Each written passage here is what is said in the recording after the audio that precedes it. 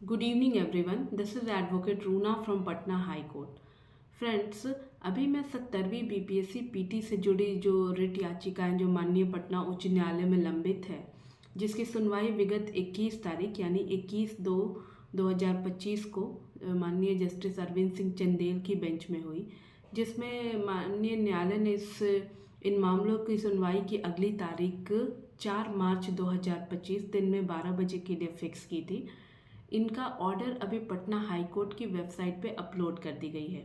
इस ऑर्डर के पेरियूजल के बाद मुझे ऐसा लगा कि इसमें टाइपोग्राफिकल एरर है और 4 मार्च 2025 की जगह 14 मार्च 2025 टाइप हो गई है।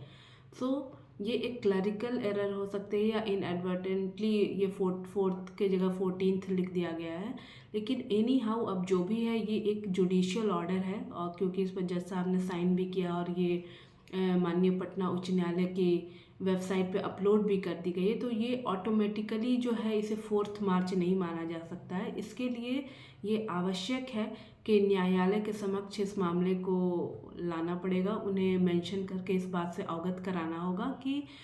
ओपन कोर्ट में इस मामले की अगली सुनवाई की तारीख 4 मार्च 2025 दिन में 12 बजे के लिए फिक्स की गई थी, जबकि ऑर्डर जो अपलोड हुई है उसमें ये डेट जो है 14 मार्च 2025 दिन में 12 बजे शो कर रही है। इसलिए ये जो ऑर्डर है 21/2/2025 की, इसको रिकॉल करने की आवश्यकता है and it needs to get modified to this extent that 4 March 2025 will be the next hearing date. तो जहाँ 14 मार्च है उसकी जगह 4 मार्च 2025 करने की आवश्यकता है, क्योंकि जो केस स्टेटस हो रही है, केस स्टेटस में ये मैटर एडजर्न फॉर 4 मार्च ही दिखाई दे रहा है। तो ऐसी स्थिति में जो याचिकाकर्ता के एडवोकेट हैं वो इस ऑर्डर की एक वेब कॉपी के साथ न्यायालय के समक्ष उपस्थित होकर न्यायालय की कॉग्निजेंस में इस बात को ले आएंगे कि ये जो ऑर्डर अपलोड हुई है this needs to be modified इस एक्सटेंट तक कि ये 14 नहीं, जब नहीं 4 मार्च 2025 के लिए लिस्टेड थी और ये गलती से ऐसा लगता है कि टाइपोग्राफिकल एरर है, तो इसे इस एक्सटेंट तक मॉडिफाइड या करेक्ट कर दिया जाए।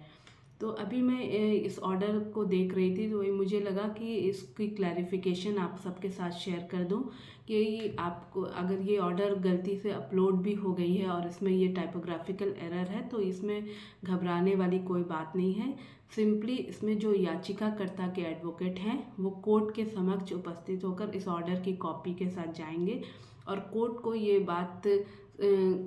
बताएंगे कि ये इसमें जो है लास्ट डेट पर ये मामला हुआ था, जिसमें ओपन कोर्ट में 4 मार्च 2025 दिन में 12 बजे इन सारे मामले की सुनवाई के लिए समय तय किया गया था, लेकिन ऑर्डर में गलती से 14 मार्च 2025 जो है वो टाइप हो गया है, जिसकी करेक्शन रिक्वायर्ड है। इसलिए इस ऑर्डर को रिकॉल करके मॉडिफाइड ऑर्डर को अपलोड कराया जाए। तो ये एक सिंपल सी प्रक्रिया है जो याचिकाकर्ता के एडवोकेट आसानी से कर लेंगे। तो आप सब इस बात से चिंतित नहीं हो या किसी तरह की कन्फ्यूज़न अपने मन में नहीं रखें कि आखिर इस मामले की सुनवाई कब होगी, 4 मार्च या 14 मार्च। ये 4 मार्च 2025 दिन में 12 बजे के लिए ही इसकी सुनवाई है और ये एक टाइपोग्राफिकल एरर है जो कि कोर्ट के संज्ञान में आते ही उसे मॉडिफाई कर दिया जाएगा। और मैं ऐसा उम्मीद करती हूँ कि जो याचिकाकर्ता जो पप्पू कुमार एंड अदर्स में जो एडवोकेट हैं वो इस मामले को कोर्ट के संज्ञान में लाएंगे और उनसे प्रे करेंगे कि इस ऑर्डर को रिकॉल करके मॉडिफाइड ऑर्डर जो है, जिसमें कि सुनवाई की अगली तारीख 4 मार्च 2025 दिन में 12 बजे के लिए हो, वो अपलोड करा सकते हैं।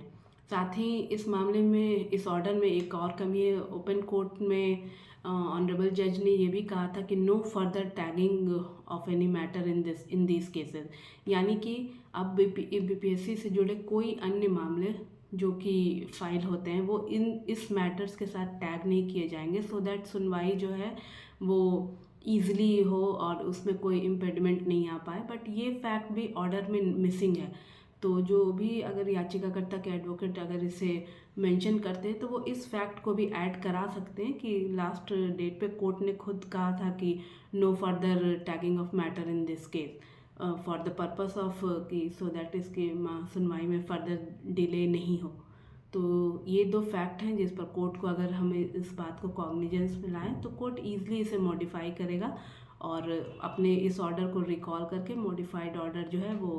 पटना उच्च न्यायालय की वेबसाइट पे अपलोड हो सकती है। तो this is a short information and clarification with regard to the uploaded order dated 21/2/2025. I hope you have got the clarification with regard to this. Thank you for listening me.